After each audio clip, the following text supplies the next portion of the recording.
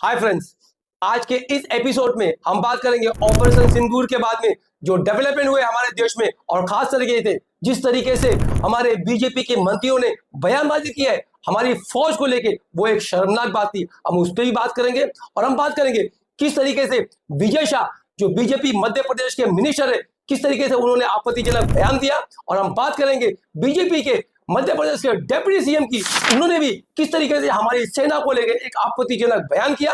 और आगे हम बात करेंगे ज्योति मल्होत्रा जो एक यूट्यूबर है, किस तरीके से वो पाकिस्तान के लिए जासूसी करते हुए पकड़ी गई और किस तरीके से अशोका यूनिवर्सिटी के प्रोफेसर अली खान महमूदाबाद को किस तरीके से गिरफ्तार किया महज उनकी एक पोस्ट के लिए।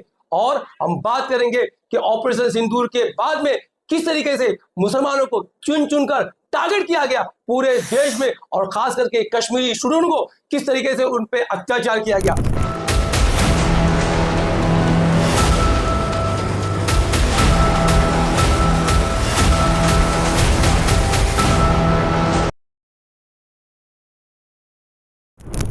बीजेपी मध्य प्रदेश के मिनिस्टर विजय शाह का एक आपत्तिजनक बयान, उन्होंने कर्नल सोफिया को बताया आतंकवादी की बहन। हमारी बेटियों के सिंदूर उजाड़े थे, वही कटे पिटे लोगों को हमने उन्हीं की बहन भेज करके उनकी ऐसी की तैसी करवाई। बीजेपी के मंत्री विजय शाह की मानसिकता देखिए, उनकी सोच देखिए, किस तरीके से नफरत का जहर उनके दिमाग में भरा हुआ है कि उन्हें हमारी भारत की सेना में भी हिंदू मुस्लिम दिखाई देते हैं।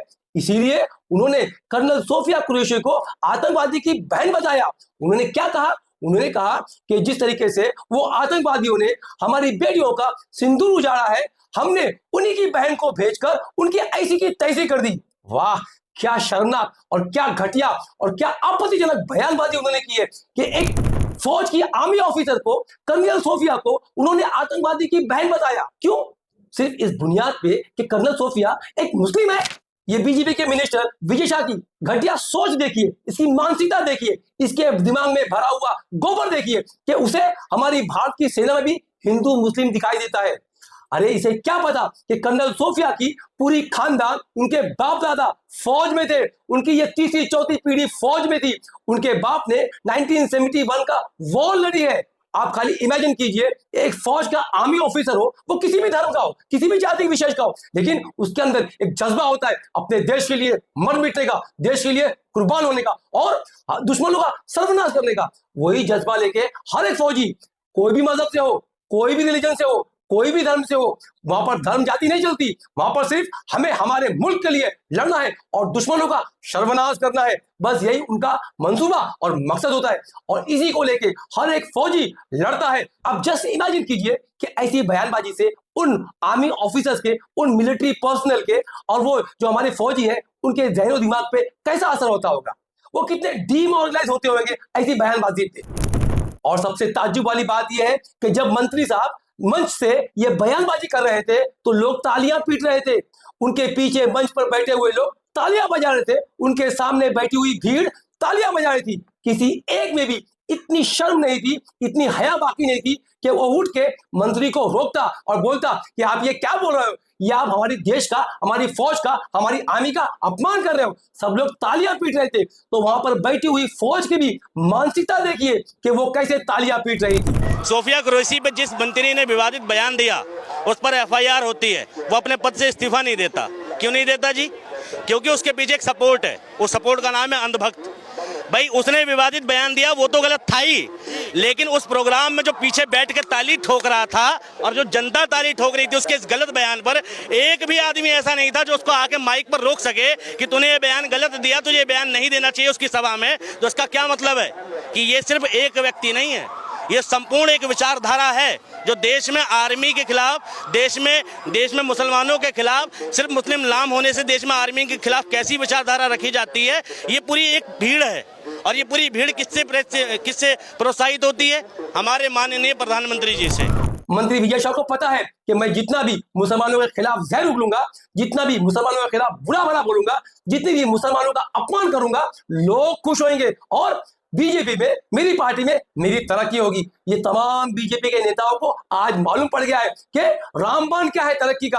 अपनी जमा भीड़ को खुश करने के लिए मंत्री साहब ये आपत्तिजनक और घटिया बयान दे रहे थे। तो आज हमारा देश लोकतंत्र की ओर न बढ़कर हमारा देश भीड़तंत्र की ओर बढ़ रहा है। खैर, हाई कोर्ट के कहने पर मंत्री विजय शाह के खिलाफ एफआईआर दर्ज कर ली गई है, लेकिन अब तक गिरफ्तारी नहीं हुई है। और वहीं और एक बीजेपी के मध्य प्रदेश के डिप्टी सीएम जगदीश देवादित्य ने भी एक आपत्तिजनक और शर्मनाक और एक घटिया बयानबाजी की। उन्होंने कहा कि भारत की पूरी सेना, पूरे सैनिक मोदी जी के चरणों में नतमस्तक है।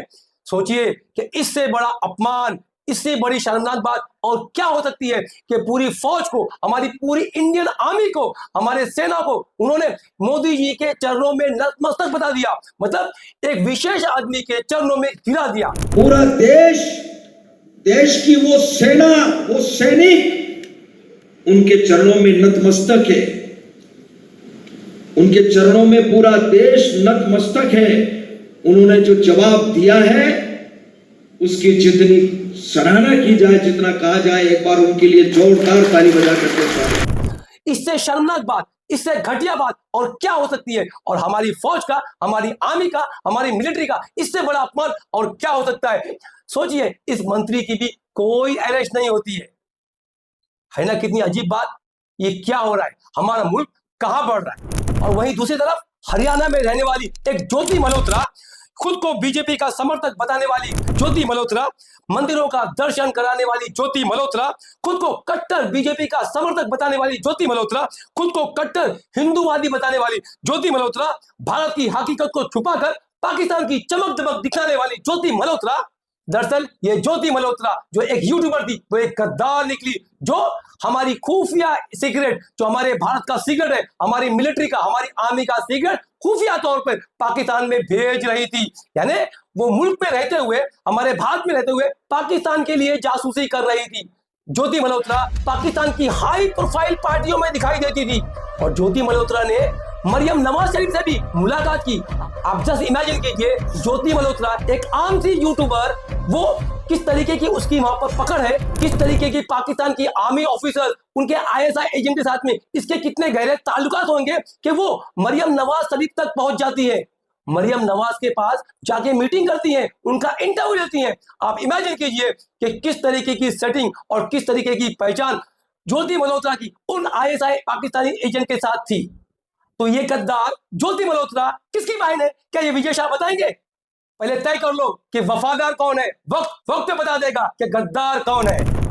और वो एक यूट्यूबर के कैमरे में कैद हो गई हैं, जहां पर एक पाकिस्तान में शूट करता हुआ एक यूट्यूबर, उसने देखा कि 4-6 लोग AK-47 के साथ में सफर कर रहे हैं और उन्हें देखा कि उसके बीच में ज्योति मल्होत्रा है। यह ज्योति मल्होत्रा को पाकिस्तान में सिक्योरिटी दी गई थी। वो 4-6 बॉडीगार्ड के साथ चलती थी, AKs के साथ में, इतनी बड़ी बड़ी राइफल के साथ में उसको सिक्योरिटी मिली थी। क्यों मिली थी? किसने मिली थी?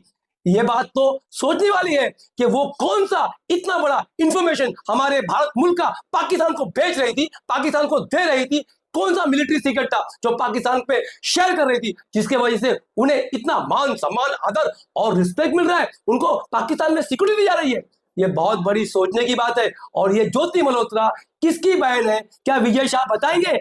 I couldn't be any more obvious. I'm from Scotland, UK, Scotland. Okay. Oh, yeah, okay. just making a little YouTube video. Acha. It's your first time in Pakistan? No, about 5 times. 5 times? Yeah. How will you feel about Pakistan? I love it. Pakistan's Zindabad.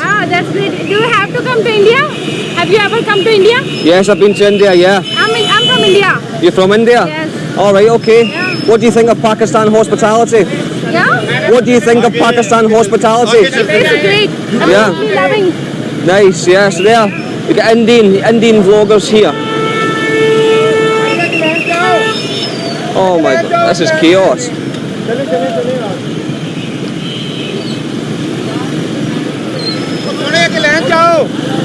Hello, bro. वहीं एक तरफ ये तमाम चीजें हो रही है कि लोग शरेआम, अनशन, अनाप शनाप बक रहे हैं और खुले तौर पर हमारी सेना का, हमारी भारत की आर्मी का खुल्लम तल्ला अपमान कर रहे हैं और उनकी कोई गिरफ्तारी और कोई अरेस्ट नहीं हो रही है। और वहीं दूसरी तरफ अशोका यूनिवर्सिटी के प्रोफेसर अली खान महमूदाबाद को गिरफ्तार कर लिया जाता है सिर्फ इस बुनियाद पे कि उन्होंने एक पोस्ट लिखी, उन्होंने अपनी पोस्ट शेयर की और पूरे उनकी पोस्ट में ऐसी कोई चीज नहीं थी जो अपमानजनक हो। उसमें न तो किसी आर्मी का, न तो किसी मिलिट्री का, न किसी फौज का अपमान था, न किसी नेता का अपमान था, न किसी इंडिविजुअल का अपमान था। उन्होंने स्पष्ट तौर पर अपनी बात रखी। यहां तक कि उन्होंने पूरे पाकिस्तान को कंडेम किया। जिस तरीके से पाकिस्तान टेररिस्ट को सपोर्ट करता है, टेररिस्ट लोगों को ट्रेनिंग देता है, उन्होंने उसे कंडेम किया। और उन्होंने ऑपरेशन सिंदूर की सराहना की और हमारी फौज की भी सराहना की कि जिस तरीके से ऑपरेशन सिंदूर किया गया और खास करके उन टेररिस्ट कैंपों को तबाह बर्बाद किया, उन्होंने उसको अप्रिशिएट किया, उन्होंने उसे लाइक किया और उन्होंने बोला यही तरीका है पाकिस्तान को जवाब देने का। तो उनकी पोस्ट में कोई आपत्तिजनक बात बिल्कुल भी नहीं थी। और उन्होंने कहा उन्हें उन लोगों के लिए भी आवाज उठानी चाहिए जो भीड़ की हिंसा, मनमानी बुलडोजर और बीजेपी की नफरत की राजनीति का शिकार बनते हैं। महिला सैनिकों द्वारा अपनी रिपोर्ट पेश करने का दृश्य प्रतीकात्मक रूप से जरूरी था, लेकिन अगर वो दरअसल पर हकीकत में तब्दील नहीं हो तो वो एक सिर्फ पाखंड है। As I said, the grassroots reality that common Muslim face is different from what the government tries to show. But at the same time, the press conference shows that an India united, it is diversity is not completely dead as an idea. Jai Hind. Professor Ali Khan Mahmudabad ने कहा कि जिस तरीके से colonel Sophia Qureshi को army की briefing देने के लिए सामने प्रोजेक्ट किया गया, ये तो सराहनीय कदम है, लेकिन ग्राउंड रियलिटी कुछ और है। तो अगर हम चाहते हैं कि देश में सही मानों में महिलाओं की इज्जत, हर एक समाज की इज्जत हो जाए, तो ये चीजें ग्राउंड पे भी इंप्लीमेंट होनी चाहिए।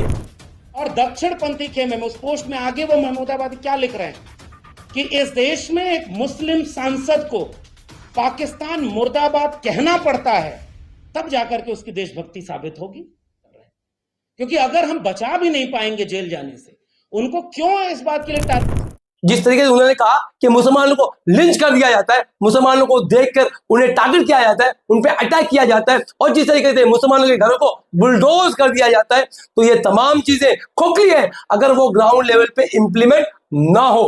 और इनके खिलाफ complain Haryana state women's commission की अध्यक्ष ने किया कि उन्होंने कहा कि उन्होंने महिला का अपमान किया। ये पूरे ट्वीट में कोई अपमान नजर नहीं आता। आप ये वीडियो देख सकते हैं किस तरीके से जब उनसे पूछा गया, जब उनसे एंकर ने पूछा कि आप बताइए, एंकर ने कहा कि मैं 2 बार 4 बार ये पढ़ चुकी हूं, आप मुझे एक भी लाइन बताइए जिसमें महिलाओं का, आर्मी का अपमान लिखा है। तो वो महिला जो वुमेन कमीशन ऑफ हरियाणा की अध्यक्ष है, एक भी जवाब नहीं दे पाई। तो ये तमाम चीजें एक तयशुदा तरीके से, एक प्लान तरीके से की गई थी, सिर्फ इस बुनियाद पे कि प्रोफेसर अली खान एक मुसलमान नाम है और एक मुसलमान को टारगेट करना और उन्हें फंसाना और उन्हें जेल में डालना एक मकसद था। जो पहले कम से कम 6 बार पूछ चुकी हूँ, कौन सी वो लाइनें हैं जो एंटी नेशनल हैं, जो एंटी वुमेन हैं, दैट इंसल्ट दीज वुमेन, कि इनको बोला गया है कि इनके फेसेस पेंटेड हैं, या जो भी आप कहने की कोशिश कर रही थी, मुझे थोड़ा समझ में नहीं आया, समझा दीजिए। Insulting modesty of women sitting, वो कहां पर है मैम? वो मॉडेस्टी कहां इंसल्ट हुई है? कौन सी लाइन है बताइए ma'am. I have read Mr. Ali's statement on Colonel Qureshi and Wing Commander Vyomika Singh is insulting on their structure as sitting. Ma'am वो लाइनें कौन सी हैं? I understand you find them insulting. You feel that they have violated the modesty of these 2 brilliant officers. अब वो कौन सी लाइनें हैं? क्योंकि मैंने आप ही की लाइनें पढ़ी हैं।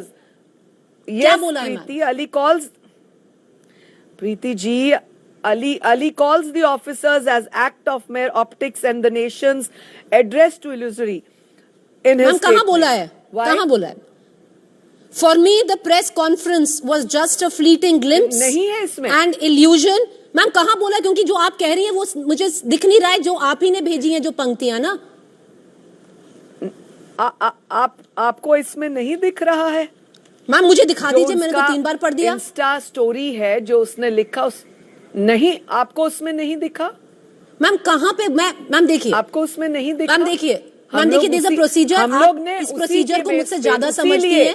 हरियाणा कमीशन ऑफ वुमेन ने 2 पंक्तियां भेजी थी पुलिस को, जिसकी बिना पे उन्होंने कंप्लेंट की। मैं वही पंक्तियां पढ़ रही हूँ। मुझे ताज्जुब है आपको क्यों नहीं दिख रहा।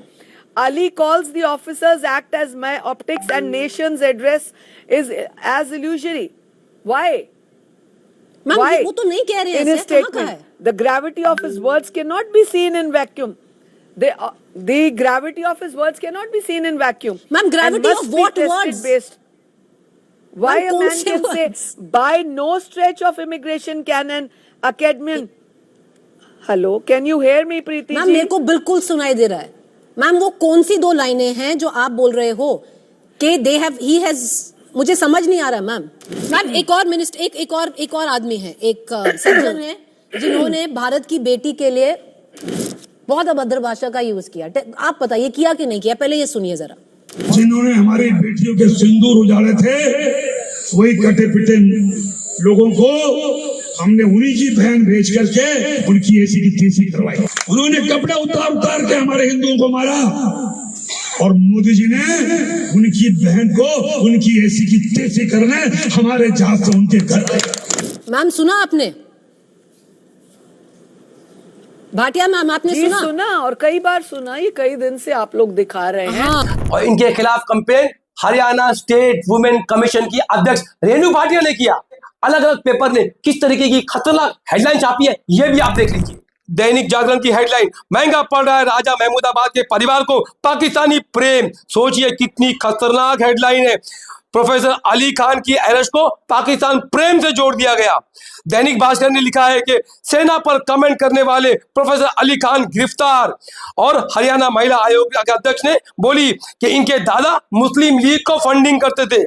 और इस सीज फायर के बाद में जिस तरीके से पूरे मुल्क में मुसलमानों को चुन चुन कर टारगेट किया गया, उन्हें अपमानित किया गया, उन्हें टॉर्चर किया गया, और खास करके जो कश्मीरी स्टूडेंट थे उनको किस तरीके से मारा गया, पीटा गया, उनको टॉर्चर किया गया, ये तमाम चीजें पूरे देश में हो रही थी। लेकिन हमारी सरकार, हमारा शासन प्रशासन खामोश था और चुप था।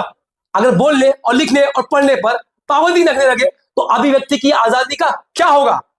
जब आप बोलना नहीं चाहते, जब आप सुनना नहीं चाहते, जब आप देखकर भी ना देखने का ढोंग करते हैं, तो आपको लोकतंत्र क्यों चाहिए? आप इसका क्या करेंगे?